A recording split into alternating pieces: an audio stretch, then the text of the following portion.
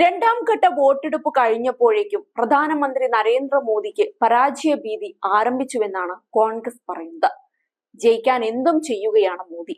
ജനങ്ങൾക്കിടയിൽ ഭയം വളർത്താനും വിദ്വേഷം വളർത്താനുമാണ് അദ്ദേഹം ഇപ്പോൾ ശ്രമിക്കുന്നതെന്നാണ് കോൺഗ്രസ് ജനറൽ സെക്രട്ടറി ജയറാം രമേശ് തുറന്നടിച്ചത്. നുണയും ഭയവും പ്രചരിപ്പിക്കുന്നതല്ലാതെ ചില കാര്യങ്ങൾക്ക് അദ്ദേഹം ഉത്തരം പറയേണ്ടതുണ്ടെന്നും ജയറാം രമേശ് പറയുന്നുണ്ട്.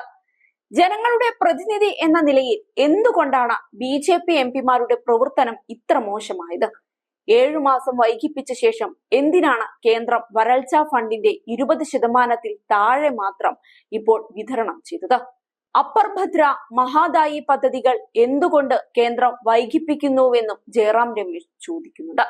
വെറും വ്യാജ വാഗ്ദാനങ്ങൾ മാത്രമാണ് മോദി നൽകുക. കർണാടകയ്ക്കെതിരെ മോദി സർക്കാർ പ്രതികാര മനോഭാവം കാണിച്ചപ്പോൾ എവിടെയായിരുന്നു BJP എംപിമാർ എന്നും ജയറാം രമേശ് ചോദിച്ചു. സ്വന്തം ഉത്തരവാദിത്തങ്ങൾ അവർ നിറവേറ്റിയില്ല. സ്വന്തം മണ്ഡലങ്ങളെയും അവർ നോക്കിയില്ല. പാർലമെന്റിലെ ഹാജരിൽ ദേശീയ ശരാശരി 79%. കർണാടക എംപിമാർക്ക് ഇത് 71% മാത്രമാണ്. BJPയുടെ 26 എംപിമാരും കർണാടകയുടെ പ്രശ്നങ്ങളൊന്നും ഉന്നയിച്ചില്ല.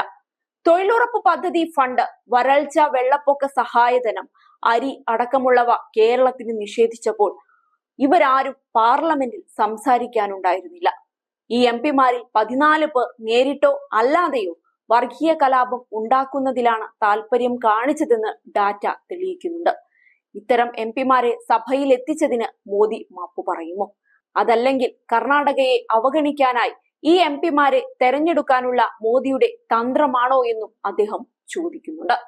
കർണാടക നിലവിൽ കടുത്ത വരൾച്ചയെ നേരിടുകയാണ്. 236 താലൂക്കിൽ 223 എണ്ണവും കടുത്ത വരൾച്ചയിലാണ്. വരൾച്ചാ സഹായമായി 18,171 കോടി നൽകണമെന്ന് നേരത്തെ മോദി സർക്കാരിനോട് കർണാടക ആവശ്യപ്പെട്ടിരുന്നു. കർണാടക ഇക്കാര്യത്തിൽ നടപടി ആവശ്യപ്പെട്ടുള്ള റിപ്പോർട്ട് കാലാവധിയെല്ലാം ഡിസംബറിൽ അവസാനിച്ചതാണ്. ഇക്കാര്യങ്ങളിൽ അന്തിമ തീരുമാനമെടുക്കുന്നതിനും ബുദ്ധിമുട്ടുണ്ട്.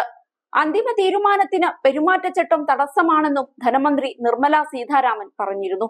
ഒടുവിൽ കർണാടക നേരത്തെ സുപ്രീം കോടതിയെ സമീപിച്ചപ്പോൾ 3,498 കോടി കേന്ദ്രം നൽകിയിരുന്നു.